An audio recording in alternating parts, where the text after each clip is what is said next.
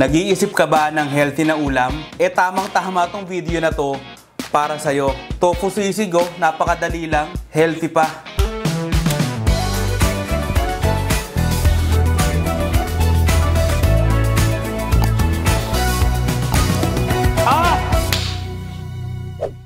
Guys, napakadali lang lutuin ito. Simpleng-simple lang to ha.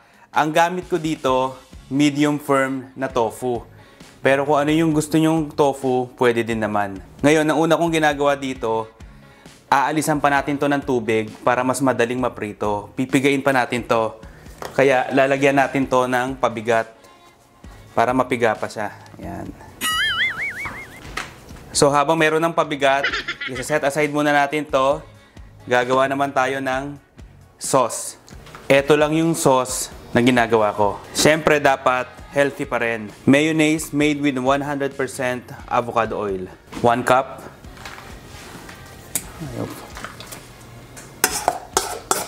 Knorr liquid seasoning. Fish sauce. Brown sugar. Ito optional lang. Kung gusto nyong gumaling yung sugat nyo sa paa, huwag kayong maglagay nito. Pang-balance lang to ng lasa. Calamansi or lemon juice, lime pwede rin. Tapos, liver spread. Pero hindi ko lalagay ito ha. Siguro mga 1 kutsara lang ito. Yan, ganyan lang. At ground black pepper.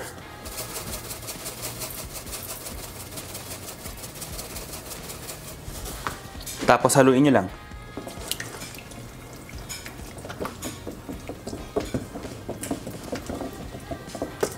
Mix nyo lang maigi guys.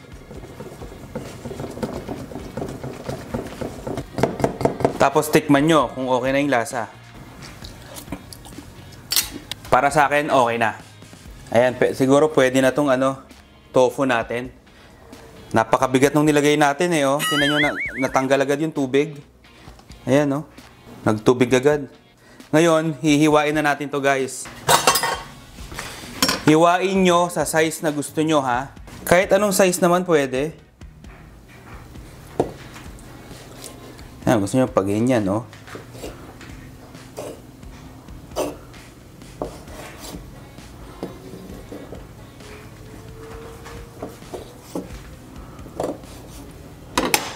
Ayan, no? Ganyan kalalaki lang, oh.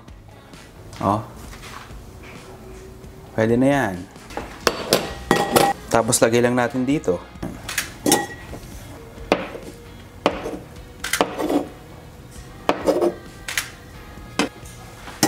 Kapag mainit na yung mantika, prituhin na natin tong tofu.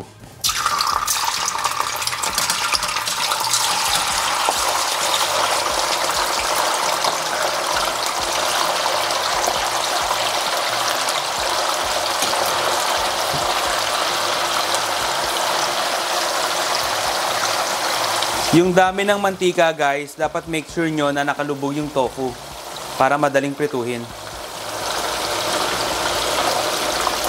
Mas dahan-dahan lang, oh.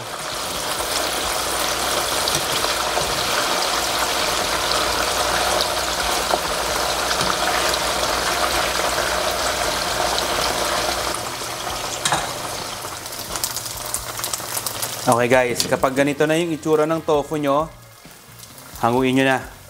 Pwede na yan.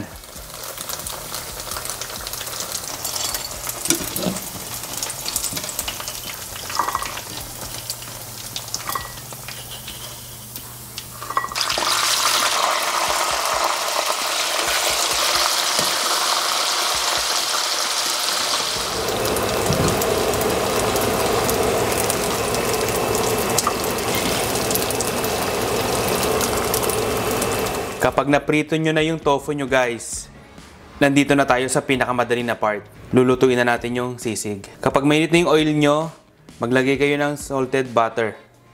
Ayan, oh. Onion.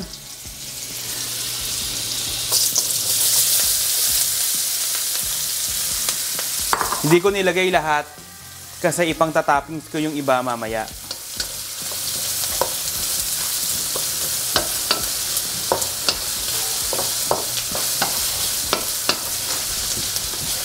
Lulutuin lang natin to onion maigi hanggang sa mag-caramelize na siya para mas masarap yung ating sisig. Naka-medium heat nga pala ako dito ha. Kapag nag-caramelize yung onion, garlic, minced garlic guys.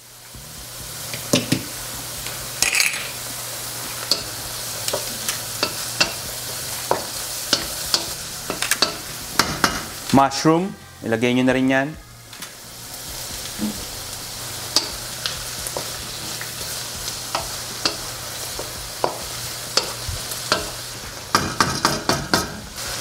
Green chili, pero hindi ko ulit ilalagay lahat ha. Pantatapping sa ating iba mamaya. Yan.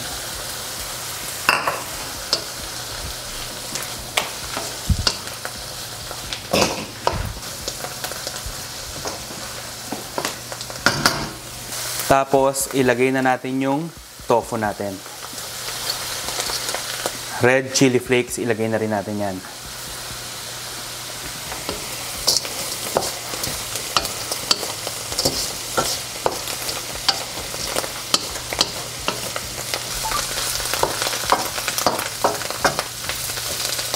Ito ang pinaka-importante sa lahat. Kapag ilalagay nyo na itong sisig sauce natin, ilalagay nyo sa pinakamahinang apoy. Yan. Para hindi mag-separate yung oil sa mayonnaise.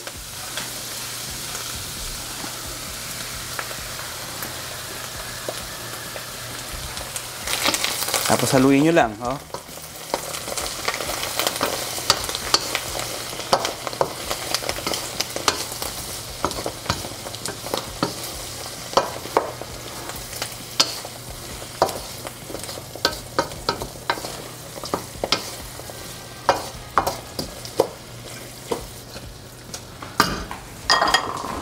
Tapos biyakan nyo ng itlog. Yan.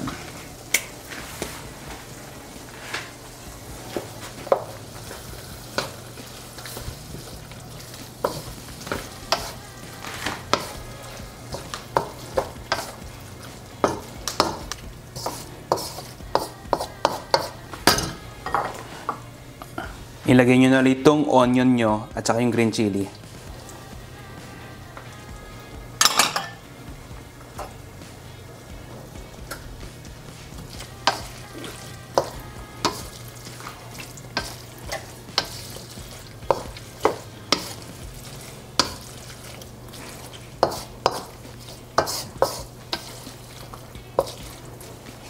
Tapos, garnishan nyo ng spring onion at fried garlic. Kung meron kayong chicharon, gawin nyo. Pero kasi, healthy tofu sisig nga to eh. Ba't kayo maglalagay ng chicharon? Yan, fried garlican nyo lang.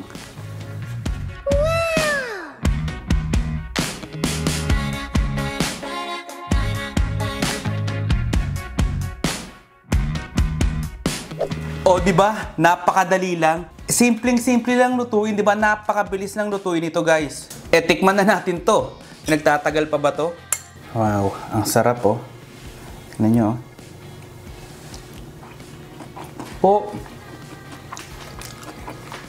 Ang sarap, grabe. Grabe. Ang tindi. Alam nyo, nagda-diet ako, pero parang gusto ko ng kanin. Ang hirap na to nung walang kanin. Wah.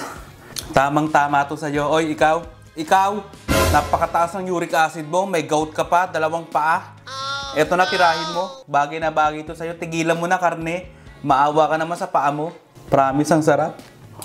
Grabe naman. Tamang-tama to, ulam. Tapos irerekta mong, alam mo na, ang Pilipino, mahilig sa mga party, di ba? Irerekta mong pulutan. Perfect na perfect to para sa'yo. Alam niyo, isasuggest ko sa inyo, kasi ako, wala akong mabilan na firm or extra firm dito sa Canada, sa lugar namin. Kaya yung medium firm ang niluto ko. Pero ang maganda talagang pang tofu sisig, yung extra firm o kaya yung firm. Sarap. Oh, kung nagustuhan nyo tong video na to, i-like nyo na. Tapos mag-subscribe na din kayo at i-comment nyo yung mga pagkain na gusto nyong tsambahan natin. Basta lagi nyong tatandaan ha, na ang luto, mas sumasarap yan kapag pachamba-chamba lang. O paano, next week ulit, kita-kita tayo ha.